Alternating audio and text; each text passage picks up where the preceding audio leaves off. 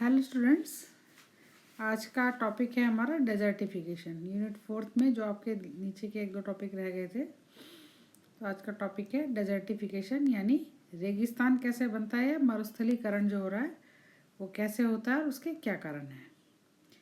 इसमें कंटेंट्स हैं: introduction, desertification, types of desertification, causes of desertification and countermeasures. Deserts किसको कहते हैं? A large dry barren region usually having sandy or rocky soil and little or no vegetation. Water lost to evaporation and transpiration in a desert exceeds the most of precipitation.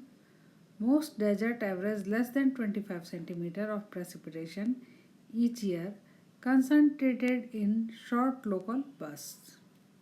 मतलब एक ऐसा विशाल area या बैरन area जहाँ पे Sandy और Rocky soil हो और या तो वेजिटेशन मतलब ना के बराबर हो, और इवेपोरेशन और ट्रांसपिरेशन से वाटर लॉस्ट हो, मतलब वाटर की मात्रा उसमें ना के बराबर हो, ऐसे विशाल एरिया को डेजर्ट कहते हैं।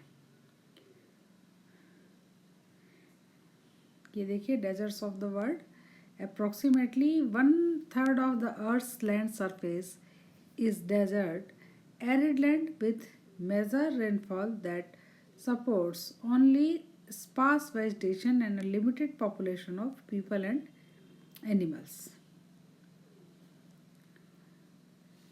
Desertification. Desertification is a type of land degradation, यानी ये एक तरह का land degradation है in which a relatively dry land region becomes increasingly arid, typically losing its bodies of water as well as vegetation and wildlife. It is caused by a variety of factors.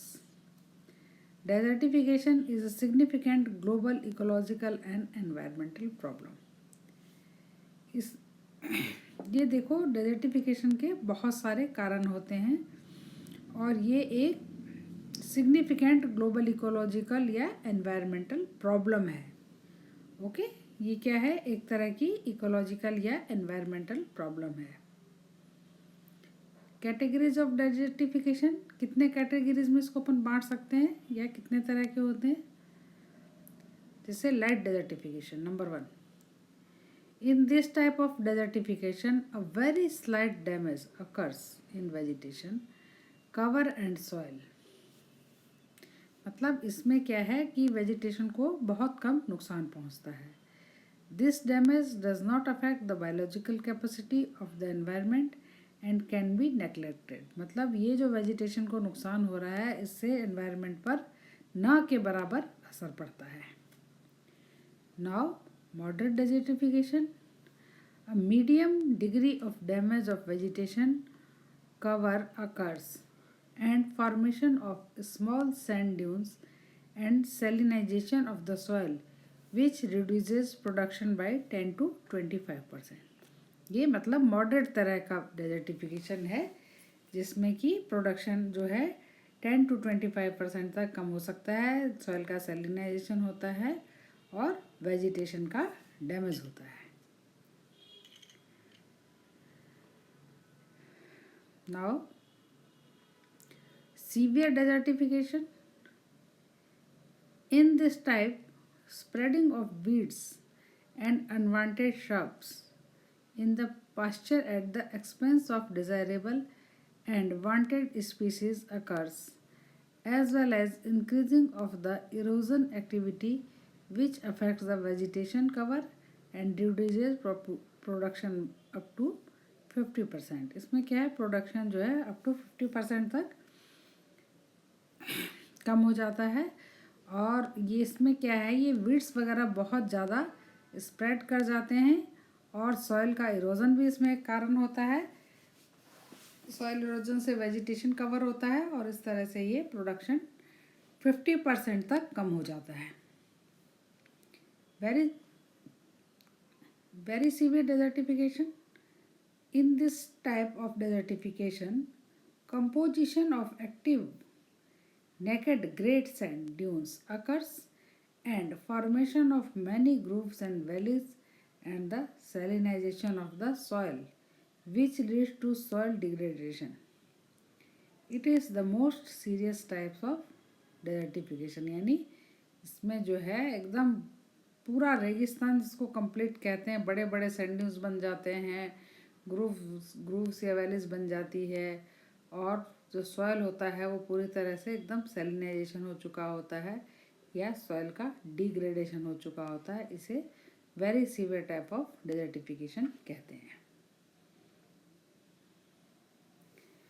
Now causes of desertification. क्या cause होते हैं, मतलब किस कारण से desert होता है.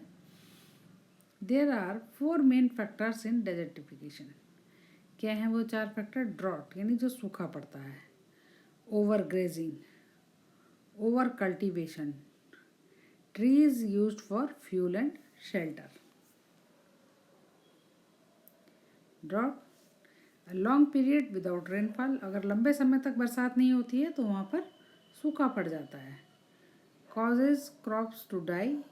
इससे फसलें मर जाती है. लैक ऑफ फूड, भोजन की कमी हो जाती है. May have to move to find food. और वहाँ से पीपल माइग्रेट कर जाते हैं फूड को खोजने के लिए. Second is overgrazing. Too many animals grazing on the land. मतलब अगर एक पर्टिकुलर एरिया में बहुत ज़्यादा अगर एनिमल चरेंगे या इसी को ओवर ग्रेजिंग कहते हैं, इसके कारण भी डेजर्टिफिकेशन होता है. Too many animals grazing on the land. Animals eat all the vegetation. Vegetation fails to grow. Soil is expose to rain and wind. Soil is washed और ब्लोन अवे. ये दूसरा कारण होता है. ओवर कल्टीवेशन यानी बार बार उस पर फसल उगाना और क्रॉप का रोटेशन नहीं करना, इसे ओवर कल्टीवेशन कहते हैं. इस कारण से भी डेजर्टिफिकेशन होता है. मैनी क्रॉप्स बिगेन grown on the land year after year. No rotation of crops. Crops take all the nutrients from the soil. इस तरह से क्या होता है, क्रॉप जो है उसके सॉइल के सारे न्यूट्रिएंट्स उसमें से ख़त्म हो जाते हैं. The soil become infertile and nothing can grow. Because there are no crops to protect the soil is again easily eroded by the wind and rain.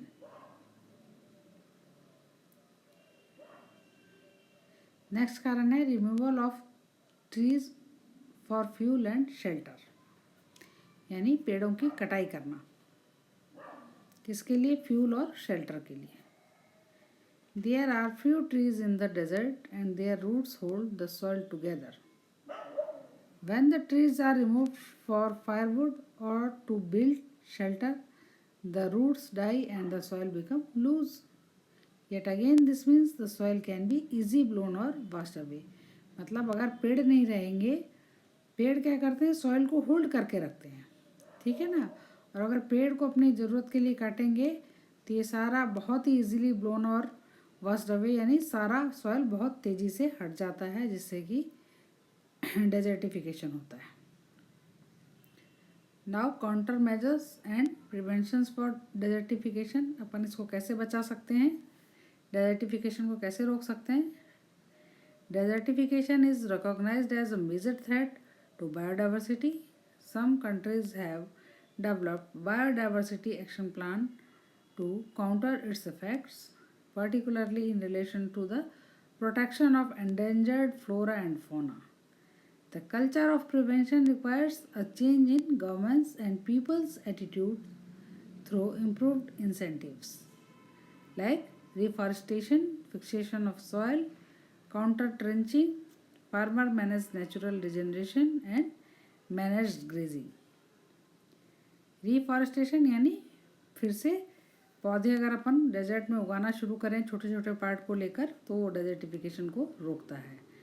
Reforestation is the natural or international or intentional restocking of existing forest and woodlands that have been depleted usually through deforestation. Reforestation can be used to improve the quality of human life by soaking up pollution and dust from the air, rebuild natural habitats and ecosystem, mitigate global warming since forests facilitate biosequestration of atmospheric carbon dioxide and harvest for resource. देखिए ये reforestation के कितने फ़ायदे हैं कि एक तो ये पॉल्यूशन को कम करता है, डस्ट को कम, जब ये जो प्लांट होता है वो पकड़ लेता है सॉइल को तो वो फिर उड़ती नहीं है वहाँ से, नेचुरल हैबिटाट बनता है, इकोसिस्टम को फ़ायदा होता है, ग्लोबल वार्मिंग कम होती है। मतलब रिफॉरेस्टेशन के कई सारे फ़ायदे होते हैं। The term deforestation is similar to afforestation, the process of restoring the and recreating areas of woodlands and forests that may have existed long ago but were deforested or otherwise removed at some point in the past। ये देखिए एक छोटा सा example बताया reforestation का। Reforestation of large areas can be done through the use of measuring rope and dibbers for making the hole in which a seedling or plant can be inserted. Indigenous soil inoculants can optionally be used to increase survival rates of hardy environments। इस तरह से hardy environment में भी अपन plant लगा सकते हैं। Fixation of soil.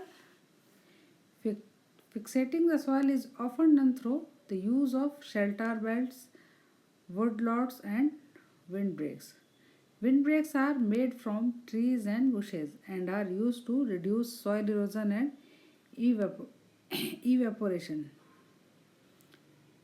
evapotranspiration. Some soil, for example clay, due to lack of water can become consolidated rather than porous। ये जो clay होती है बहुत इसमें porous नहीं होता है, बहुत consolidated टाइप का होता है। Some techniques as tillage are then used to still allow the planting of crops. Enriching of the soil and restoration of its fertility is often done by plants. The leguminous plants which extract nitrogen from the air and fixes it in the soil, and food crops, trees and as grains, barley, beans and dates are the most important. Sand fences can also be used to control drifting of soil and sand erosion। ये देखिए shelter belts और tillage. Counter trenching. Counter trenching is an agriculture technique that can be easily applied in arid subareas to allow for water and soil conservation and to increase agriculture production. This involves the digging of 150-meter long, 1-meter deep trenches in the soil. The trenches are made parallel to the high lines of landscape, preventing the water from flowing within the trenches and causing erosion. Stone walls are placed around the trenches to prevent the trenches from closing up again. Farmer managed natural regeneration, technique that has produced successful results for desert reclamation. Its simple and low-cost method has enabled farmers to regenerate some 3,000 square kilometers. The process involves enabling native sprouting tree growth through selective pruning of shrub shoots. The residues from pruned trees can be used to provide mulching for fields, thus increasing soil water retention and reducing evaporation. Managed grazing, a method proposed to restore grasslands by using fences with many small padlocks and moving herbs from one padlock to another after a day or two in order to mimic natural grazers and allowing the grass to grow optimally. Thank you.